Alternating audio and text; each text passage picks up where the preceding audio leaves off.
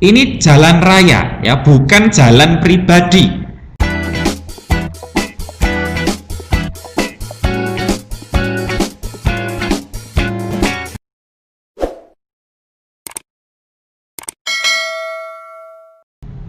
Halo, assalamualaikum warahmatullahi wabarakatuh. Selamat pagi teman-teman, kita ketemu lagi dalam pembelajaran tematik. Dan kali ini kita akan belajar muatan PPKN di tema 3, tokoh dan penemuan. Hari ini kita akan membahas tentang disiplin, kemudian tanggung jawab, patuh tata tertib lalu lintas yang terkait dengan hak dan kewajiban. Disiplin waktu. Sikap disiplin harus kita terapkan dalam kehidupan sehari-hari. Disiplin waktu adalah dapat menggunakan dan membagi waktu dengan baik. Kita harus berusaha menggunakan waktu yang kita miliki secara efektif agar menjadi pribadi yang disiplin. Masing-masing kegiatan harus sudah selesai sebelum batas waktu yang ditentukan. Saat waktu luang, kita harus memanfaatkannya dengan hal yang positif. Waktu jangan dihabiskan dengan bermalas-malasan. Bermalas-malasan dapat menimbulkan gangguan kesehatan dan kehilangan waktu produktif. Kewajiban. Setiap manusia memiliki hak dan kewajiban. Hak dan kewajiban seseorang tergantung dari status dan perannya. Hak dan kewajiban seorang yang berperan sebagai siswa berbeda dengan hak dan kewajiban seorang yang berperan sebagai anak. Kewajiban sebagai pelajar. Yang pertama adalah pasti belajar. Kemudian mematuhi tata tertib sekolah. Menghormati semua warga sekolah. Menjaga kebersihan sekolah. Menjaga ketertiban sekolah. Mengikuti kegiatan sekolah. Menjaga sarana dan fasilitas sekolah. Menyelesaikan tugas tepat waktu. Apa itu tanggung jawab? Setiap manusia pasti ingin mendapatkan haknya. Namun, tidak semua orang mau melaksanakan kewajibannya.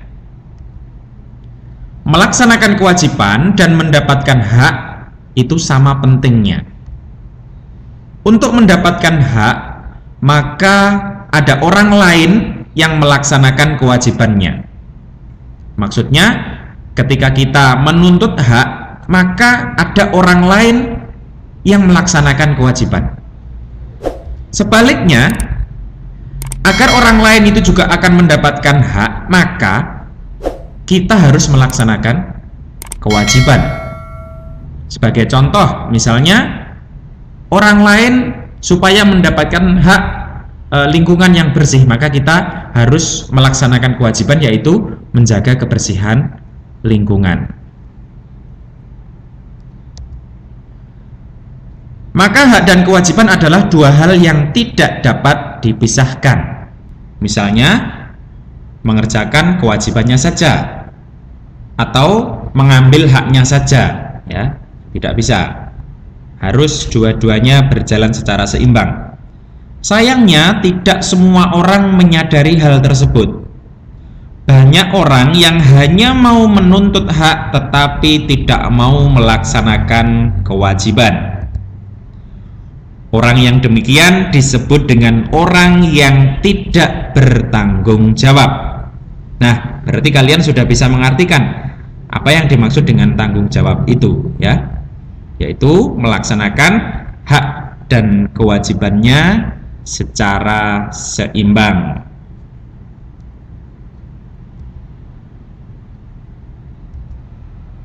Sikap tanggung jawab sangat penting dalam pelaksanaan hak dan kewajiban. Dalam melaksanakan hak dan kewajiban, kita harus bertanggung jawab. hak kita dibatasi oleh hak orang lain.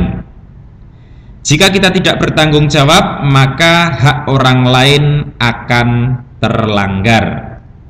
Sebagai contoh, misalnya di dalam satu rumah, ya, ada adik sedang tidur, kemudian kakaknya di kamar yang lain membunyikan musik dengan keras. Semuanya memanfaatkan hak, akan tetapi kakaknya itu melanggar hak orang lain atau melanggar hak adiknya. Jadi nanti adiknya akan terganggu, ya, jadi tidak bisa tidur nanti. Saat melaksanakan kewajiban, kita harus bertanggung jawab agar hak orang lain terpenuhi dengan baik. Nah, kewajiban terhadap rambu-rambu lalu lintas. Nah, coba perhatikan gambar. Di sini yang dilingkari merah itu adalah kuda. Ya, kuda saja tertib lalu lintas.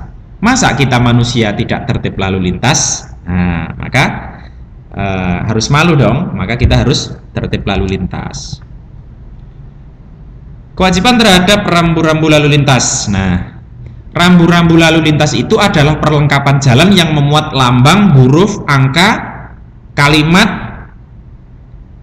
atau perpaduan semuanya ini, ya, untuk memberikan peringatan, larangan, perintah atau petunjuk bagi pengguna jalan.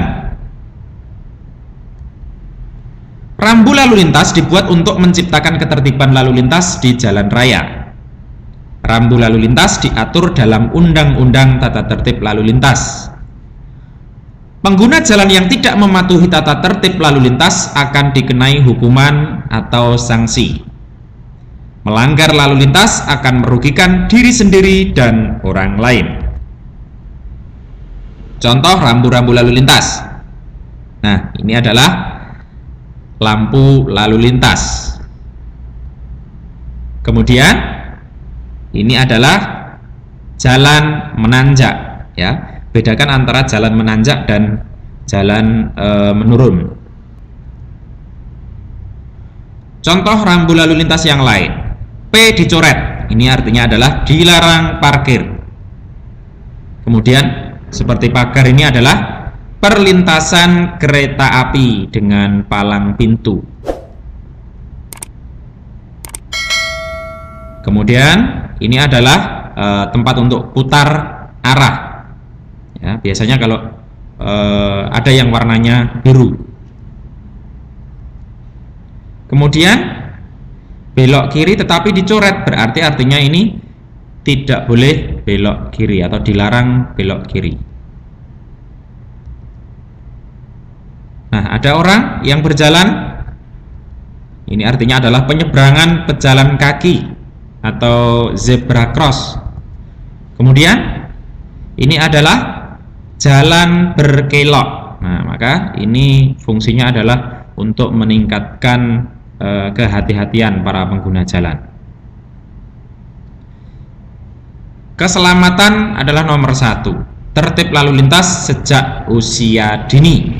Ya, maka mulai sekarang mari yang belum tertib lalu lintas, mari kita tertib lalu lintas. Ketertiban lalu lintas diatur dalam undang-undang. Ketertiban lalu lintas adalah suatu keadaan berlalu lintas yang berlangsung secara teratur sesuai hak dan kewajiban setiap pengguna jalan. Ya, ini adalah pengertian menurut Undang-Undang Nomor 22 Tahun 2009 tentang Lalu Lintas Angkutan Jalan.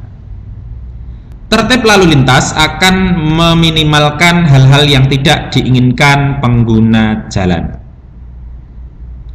Dampak positif berlalu lintas, ya, atau tertib lalu lintas, melatih kedisiplinan. Nah, ini pasti kita menjadi pribadi yang disiplin, ya, taat, kemudian juga lebih sabar.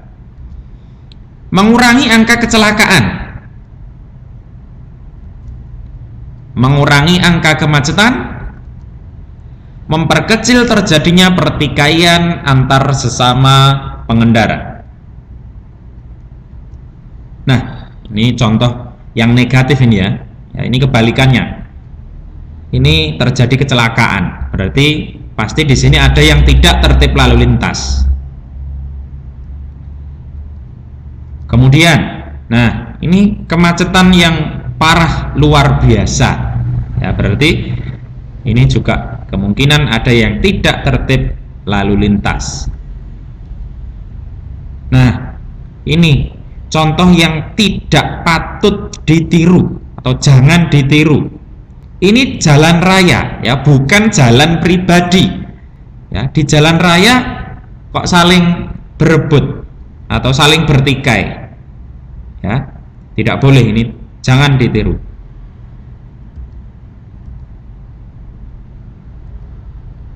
Dengan tertib berlalu lintas, kita akan menyelamatkan diri sendiri dan juga orang lain. Baik, terima kasih. Hari ini materi cukup sampai di sini. Kita ketemu di lain waktu. Assalamualaikum warahmatullahi wabarakatuh.